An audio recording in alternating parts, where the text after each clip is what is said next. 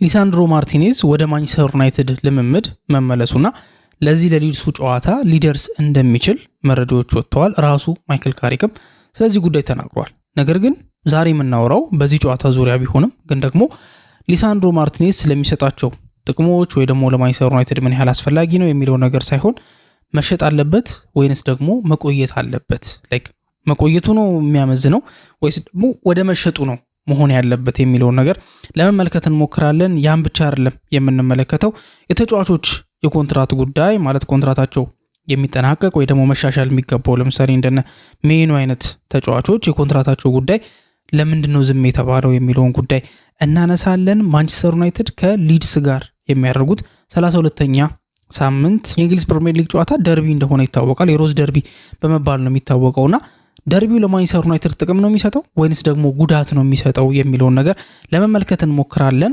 በአጠቃላይ ማንቸስተር ዩናይትድ በ32ኛ ሳምንት የእንግሊዝ ፕሪሚየር ሊግ ጨዋታ ከሊድስ ጋር ጨዋታውን ያደርጋልና በዚህ ጨዋታ ላይ መነሳት ያለባቸውን ፖይንቶች ስለ ጨዋታው ምን ሐሳቦች አሉ የሚለውን ነገር ለማንሳት እንሞክራለን። እናንተም ስለዚህ ጨዋታ ያላችሁን ሐሳብ ከፕሮግራሙ በኋላ ከፕሮግራሙ በፊትም ቀደም ብሎ ማስቀመጥ ትችላላችሁ። እስከ ፕሮግራማችን መጨረሻ ድረስ ደግሞ አብራችሁ እንድትቆዩ ደግሞ ተጋብዛችኋል። ማንቸስተር ዩናይትድ በ32ኛ ሳምንት የእንግሊዝ ፕሪሚየር ሊግ ጨዋታ ከሊድስ ጋር ጨዋታውን ያደርጋልና ከበርንሞዙ ጨዋታ ማንቸስተር ዩናይትድ ለመጨረሻ ጊዜ ጨዋታ ያደረገው ከበርንሞዝ ጋር ነበር አይደል? በፕሪሚየር ሊግ የበርንሞዙን ጨዋታ አድርጎ አሁን ከሊድስ ጋር ጨዋታውን እስኪያደርግ ድረስ ንጹህ 24 ቀን ይቆጠራል ማለት በመካከሉ 24 ቀን አለ እና ማይክል ካሪክ ስለዚህ ጉዳይ ተጠይቆ ነበረ።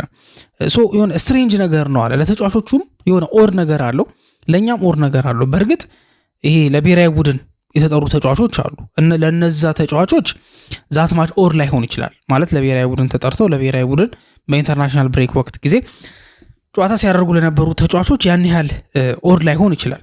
ግን ደግሞ ለብሔራዊ ቡድን ያልተጠሩት ተጫዋቾች ግን ለነሱ ኦር ነው አይደለ? ለምሳሌ በብሔራዊ ቡድን እንደነ ማቲያስ ኩኒ አይነት ተጫዋቾች፣ እንደነ ብሩኖ ፈርናንዴዝ አይነት ተጫዋቾች፣ እነ ካሴሚሮ በብሔራዊ ቡድን ጨዋታዎችን ሲያደርጉ ተመልክተናቸዋልና ለነሱ ምናልባት 24 ቀን አይባልም አይደለ? ማንቸስተር ዩናይትድ እስኪጫወት ድረስ ነው ያ ሁላ ጊዜ እንጂ ጀስት እነሱ ጨዋታ ሲያደርጉ ነበረ። ከጨዋታ ሪትም አልወጡም፣ ከጨዋታ ሁኔታዎች ውስጥ ምናምን አልወጡም። እስቲ ለሌሎቹ ግን ስትሬንጅ ነው ብሎ ተናግሮ ነበር። ይሄ ነገር ከዚህ በፊትም እንደተነጋገር ነው የራሱ የሆነ ጥቅም አለው፣ የራሱ የሆነ ደግሞ እንደዚሁ ጉዳት አለው። ማለት የሆነ ሳይድ ባክ አለው፣ የሆነ ደግሞ ጥሩ የሆነም ነገር ደግሞ አለው አይደለ? ከሪከቨሪ አንጻር በደንብ ለመዘጋጀት ስለ አንድ ጨዋታ ፎከስ ለማድረግ የመሳሰሉት ነገሮች ብዙ እንትኖች አሉት። ግን ወደ አየርላንድ ተጉዞ ራሱ ትሬኒንግ ሲያደርግ ተመልክተናል። እንደ ፕሪሲዝን ላይ እየቆጠረው ነበርና በጣም መለጠጡ የራሱ የሆነ ችግሮች አሉት። ልክ ከጨዋታ ሪትም የመውጣት ጉዳይ ምናምን የመሳሰሉት ብዙ መጥፎ ነገሮች ቢኖሩትም ግን ደግሞ ከጉዳት አንጻር ምናምን ነገር ካየ ነው ግን ብዙ ጥሩ ነገሮች አሉት። ለምሳሌ አሁን በዚህ 24 ቀን ማለት ኦልሞስት ወር እንደማለት እኮ ነው አይደለ? እንግዲህ አንድ ወር ላይ ጫወት የሚችል ተጫዋች ለምሳሌ ሊሳንድሮ ማርቲኔዝ አሁን ነው ብቁ የሆነው አይደለ? ከጉዳቱ ላይ የአንድ ወር ጊዜን እንደቀነሰ አድርጋችሁ ቁጠሩት። ምክንያቱም ማንቸስተር ዩናይትድ በዚህ 24 ቀን ውስጥ ጨዋታ ቢያደርግ ኖሮ ሊሳንድሮ ማርቲኔዝ በሚያልፈው የጨዋታ መጠን በዛው ልክ ይጨምር ነበር። ግን ደግሞ እንደዛ አይደለም የሆነውና ከእንደዚህ አይነት ነገሮች አንጻር ጥቅም ቢኖረውም ግን ስቲል ግን ትልቅ የሆነ ጉዳት አለው፣ ትልቅ የሆነ የሚያሰጋ ነገር አለው። እንደዚህ ባይሆን ይመረጣል። ብዙ ጊዜ ጨዋታ መደራረቡ መጥፎ ሆኖ ሳለ ግን ደግሞ በዚህ ደረጃ ደግሞ ልጥጥ ሲልም ደግሞ የራሱ የሆነ ችግር አለው። ብቻ ስለዚህ ጉዳይ ሰፋ አድርገን አውርተንበት ነበረ። ከዛ ሁላ ጊዜ በኋላ ግን ከሊድስ ጋር ጨዋታውን ያደርጋል። በዚህ ጨዋታ ዙሪያ የሚነሱ ደግሞ ሐሳቦች አሉ። ከሚነሱት ሐሳቦች መካከል ደግሞ አንደኛው ሊሳንድሮ ማርቲኔዝ ወደ ማንቸስተር ዩናይትድ ልምምድ ተመልሷል። ልምምድ ማለት ይሄ ወደ ሳር ላይ ወጥቶ ትሬኒንግ ማድረግ ጀምሯል በስነ ስርዓት እና ይሄ ማለት ደግሞ ምን ማለት እንደሆነ ግልጽ ነው አይደለ?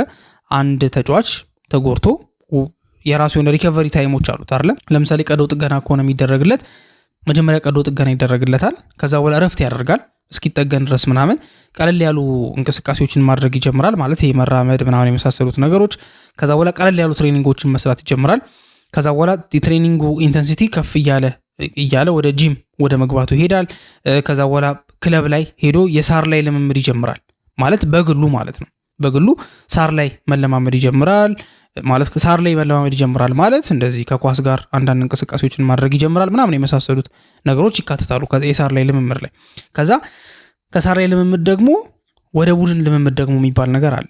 ወደዛ ደግሞ ያልፋል፣ ወደ ቡድን ልምምድ ደግሞ ያልፋልና እንደዚህ እያለ ስቴፕ ባይ ስቴፕ ወደ ሜዳ እየተመለሰ ወደ ሪትም እየመጣ የሚሄድበትን አጋጣሚ ነው የምንመለከተውና ሊሳንድሮ ማርቲኔዝ አሁን ሳር ላይ መለማመድ ጀምሯል። ኦልሞስት ከቡድኑ ጋር አንዳንድ እንቅስቃሴዎችን አድርጓልና ለዚህ ለሊቱ ጨዋታ ሊደርስ የሚችልበት እድል ግልጽ እንደሆነ ወይ ደግሞ ሰፊ እንደሆነ ራሱ ማይክል ካሪክ ሳይቀር ተናግሯል። ታዲያ አሁን በሊሳንድሮ ማርቲኔዝ ጉዳይ የምናወራው ስለ ጉዳቱ አይደለም የምናወራው፣ ማለት ጉዳቱ ከምን ደረሰ ምናምን አይደለም። ግን ሊሳንድሮ ማርቲኔዝ መሸጥ አለበት የሚሉ ድምጾች እየተበራከቱ ነው። ከሰሞኑን በደንብ ከተከታተላችሁ ማንቸስተር ዩናይትድ ቤት ማን መቆየት አለበት፣ ማንስ ደግሞ በጊዜ መሸኘት መቻል አለበት የሚሉት ነገሮች ትልቅ መነጋገሪያ ርዕስ ሆኖ ስፖትላይቱን ተቆጣጥሮት ተመልክተናል። ስለዚህ ሊሳንድሮ ማርቲኔዝም በዚህ ውይይት ውስጥ ገብቷል። መሸጥ ነው ያለበት ወይንስ ደግሞ መቆየት አለበት? አሁን ይቆይ ሲባል ለምንድን ነው? ይሸጥስ ሲባል ለምንድን ነው? ከብቃቱ ጋር የተያያዘ አይደለም። ሁለቱም ይሸጥም የሚሉት ሰዎች ይቆይም የሚሉት ሰዎች ከብቃቱ ጋር በተያያዘ አይደለም። ይሸጥ የሚሉት ሰዎች ሊሳንድሮ ማርቲኔዝ የመጣበት አመት ላይ በጣም አሪፍ ነበር፣ ጥሩ ነበር ሲንቀሳቀስ ነበር። ከዛ በኋላ ግን ጉዳቶቹ እየተደራረቡ መጡ። በተለያየ አጋጣሚ ከረጅም ጊዜ ጉዳት በኋላ ይመጣና መልሶ ደግሞ ይጎዳል። ሲጎዳ ታዲያ አንዴ ብቻ አይደለም ማለት ለትንሽ ጊዜ አይደለም የሚርቀው፣ ረዘም ላለ ጊዜ ነው። አሁን በአሁኑ እንኳን ከተመለከታችሁት ረዘም ላለ ጊዜ ተጎድቶ ወደ ሜዳ ከተመለሰ በኋላ በመጨረሻ ጊዜ የተጫወተው በዌስትሃሙ ጨዋታ ነበር። ማንቸስተር ዩናይትድ በማይክል ካሪክ ስር ለመጀመሪያ ጊዜ ነጥብ የጣለበት የዌስትሃሙ ጨዋታ ነበር። ፌብሩዋሪ 10 ላይ የተደረገው የመጨረሻ ጨዋታ ላይ ነበር እሱ ተጫውቶ የነበረው። ከዛ በኋላ መች ነው የተጎዳው? ከኤቨርተን ጋር በነበረው ጨዋታ ላይናፑ ላይ ነበረ፣ ግን ደግሞ በጉዳት ምክንያት ግን ተቀነሰ። ለምንድን የተቀነሰው? ዋርማፕ በሚያደርግበት ሰዓት ላይ ወይ ደግሞ ከጨዋታ በፊት ያሟሙቁ የለ በሚያሟሙቁበት ሰዓት ላይ ነው የተጎዳው። ከዛ ይኸው እስካሁን ድረስ በጉዳት ምክንያት ወደ ማንቸስተር ዩናይትድ አልመጣም። ለማንቸስተር ዩናይትድ ጨዋታውን አላደረገም አይደለ? ስለዚህ ኦልሞስት ወደ 2 ወር አካባቢ ነው የሚሆነው አይደለ? 2 ወር አካባቢ ነው የሚሆነው ምንም ጨዋታ ሳያደርግ ማለት። በዛ እንግዲህ ልምምድ ላይ ተጎድቶ አሁን አቅሙ እንዳለ ሆኖ በጉዳት ምክንያት ግን ማንቸስተር ዩናይትድን እያገለገለ አይደለም። ምልክቶቹ ደግሞ ጥሩ አይደሉም። አንዳንድ ጉዳት የሚመላለስ ጉዳት አለ። ለምሳሌ የሉክሾውን ጉዳት ብታዩ ሉክሾ ሳውዛምተን በነበረበት ሰዓት ላይ በጣም ዘሞስት ኮንሲስተንት በጣም ኢፌክቲቭ የሆነ ተጫዋች ነበር፣ ለእንግሊዝ ብሔራዊ ቡድንም ጭምር። ወደ ማንቸስተር ዩናይትድ ቤትም ሲመጣ እንደዛው ነበር። አንድ የተጎዳ ከዛ በኋላ የሉክሾ ዘመናት በጠቅላላ በጉዳት የሚታወሱ ሆኑበት። ሊሳንድሮ ማርቲኔዝም ጥሩ ተጫዋች ነው። አቅሙን በደንብ አሳይቷል። ከኳስ ጋር ከኳስ ውጪ የአየር ላይ ኳሶች፣ የመሬት ላይ ኳሶች በእያንዳንዱ ሜትሪክ በተመዘኑት ይሄ ልጅ በጣም ውጤታማ ተጫዋች ነው።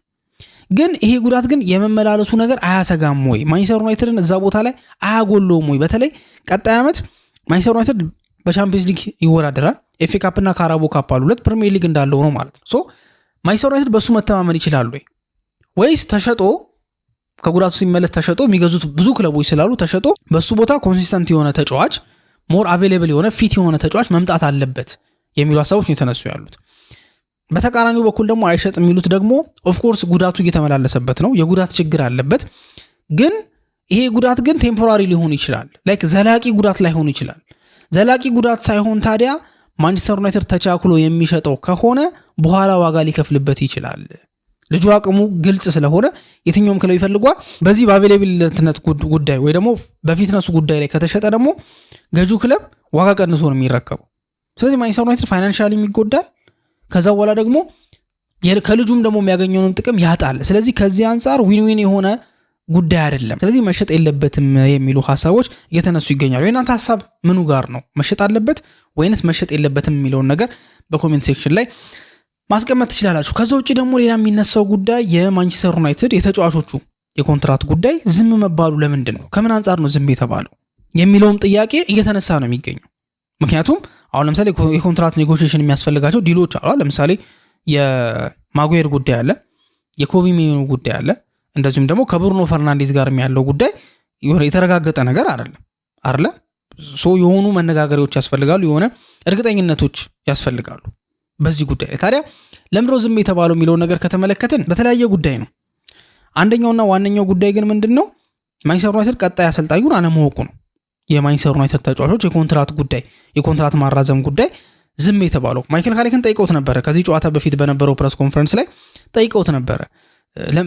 ምን ላይ ነው ያለው ምናምን ሲባል ወደፊት እየሄደ ነው ላይክ ማለት አድቫንስ እያደረገ ነው፣ ፕሮግረስ እያደረገ ነው። እኔ እዚህ እስካለው ድረስ እነዚህ አይነት ነገሮች ይመለከቱኛል፣ እነሱ ላይ እየተወያየን ነው የምንወስነው የሚሉ ሀሳቦች ማይክል ካሪክ አንስቷል። ሶ ማንቸስተር ዩናይትድ የኮንትራት ጉዳይ ላይ ኮንትራት የማራዘም ጉዳይ ላይ በተወሰነ መልኩ ችላ ያለው ተብሎ የሚታሰበው ወይ ደግሞ ተብሎ የሚገመተው ለምንድን ነው?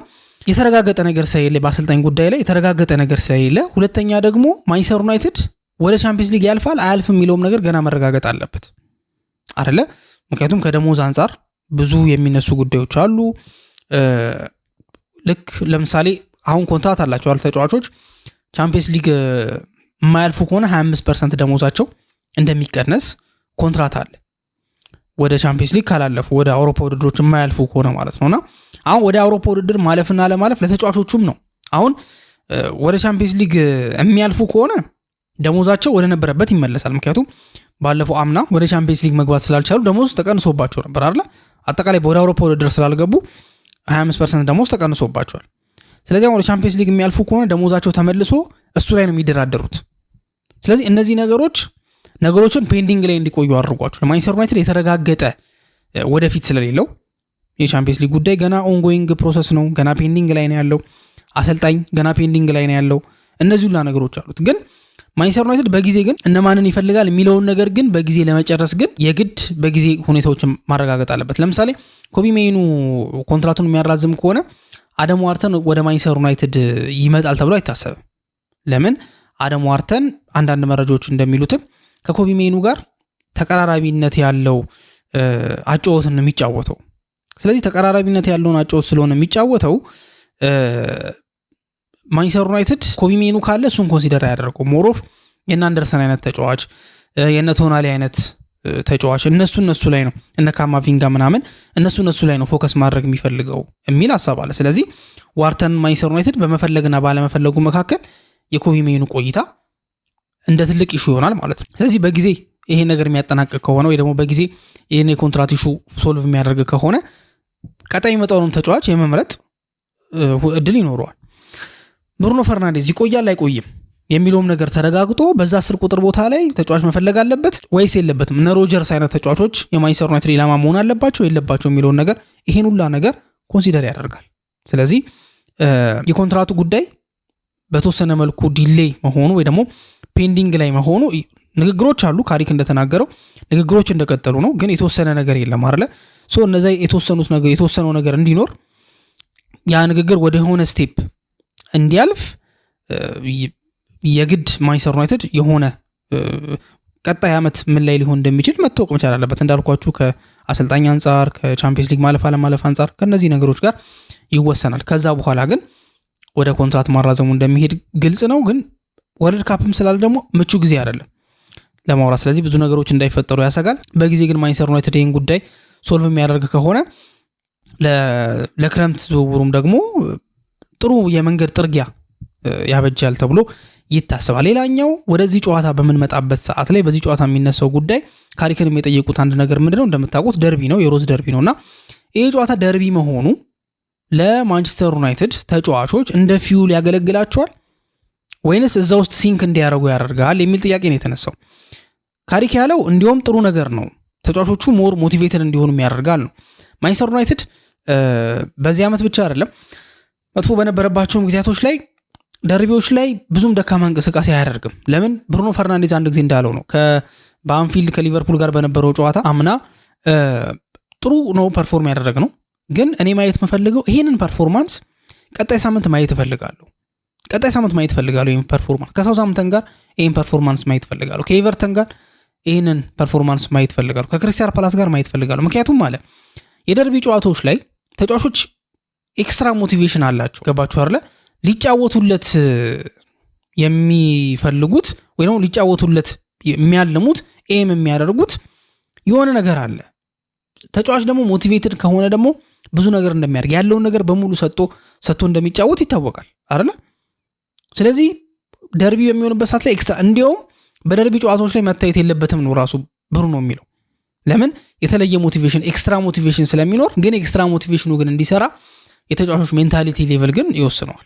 የማንቸስተር ዩናይትድ ዘንድሮ ያሉበት የሜንታል ስትሪንግስ ምን ላይ ነው የሚለውን ካየን ትልቅ ደረጃ ላይ እንዳለ ይታወቃል። ከምንም ከታክቲካልም ጉዳይ በላይ ካሪክም እንዳለው ቤዚክ ነገሮችን ያስተካከልኩት ተጫዋቾቹ እንዲመቻቸው አድርጓል። ሲቀጥል ደግሞ ለሆነ ዓላማ እንዲጫወቱም አድርጓቸዋል። ልክ እንደነ ካሴሚሮ አይነት ተጫዋቾች የራሳቸው የሆነ ኤክስትራ ሞቲቬሽን አላቸው። ወርልድ ካፕ አለ ፊት ለፊታችን ላይ አይደለ? ብሩኖ ፈርናንዴዝም መዘናጋት አይችልም። በእርግጥ 16 ያክል አሲስቶችን በፕሪሚየር ሊጉ ብቻ አሳክቷል። ተዘናግቷል ማለት አንችልም። ግን የፖርቹጋል ሚድፊልድ በጣም ኮንጀስትድ እንደሆነ ይታወቃል አይደለ? በጣም ከባድ የሚባሉ ተጫዋቾች እዛ ቦታ ላይ ያሉና ያ ሞቲቬሽናል ሪዝን ይኖራቸዋል። ሶ ሜንታሊ ግን በአጠቃላይ የማንቸስተር ዩናይትድ ተጫዋቾች ስትሮንግ እንደሆኑ ልክ ይሄ እንዳምናምናምን አይደለም። በተለይ በሜዳ እኮ ማንቸስተር ዩናይትድ የሚያደርገውን ጨዋታ በምን ያህል ሌቭል እየተጫወተ እንደሆነ ተመልክታችኋል አይደለ? ይሄ እኮ ሜንታሊቲ ነው። አምና ማንቸስተር ዩናይትድ እኮ አዌይ ማች ነበር የሚቀለው። ኦልድ ትራፎርድ ይከብዳል። ራሱ ሩበን አሞሪም ሳይቀር ኦልድ ትራፎርድ ላይ ተጫዋቾች ይጨነቃሉ፣ ከልክ በላይ ይጨነቃሉ፣ ላይክ አላስፈላጊ ጭንቀቶች ውስጥ ይገባሉ ብሎ የተናገረበት አጋጣሚ ነበር። ሶ ይሄ ነገር ባለበት ይሄ ነገር እንትን ባለበት የማንቸስተር ዩናይትድ ተጫዋቾች ሜንታሊ አምና ችግር ነበረባቸው። ዘንድሮ ግን ተሻሽለው በደንብ ስትሮንግ ሆኖ ነው የመጡትና እንደዚህ አይነት ደግሞ የደርቢ ጨዋታዎች የሜንታል ስትሬንግዝን የሚፈታተኑ የሚጠይቁ ናቸው፣ ሊሚቱን የሚያዩ ናቸው እና ለዛ ደግሞ የማንቸስተር ዩናይትድ ተጫዋቾች ዝግጁ እንደሆኑ ራሱ ካሪክም ተናግሯል ማለት ነው። ከዛ ውጪ ከሊድስ ማንቸስተር ዩናይትድ ምን ሊጠብቀው ይችላል የሚለውን ካየን ሊድስ ዩናይትድ 15ኛ ደረጃ ላይ ነው ያለው።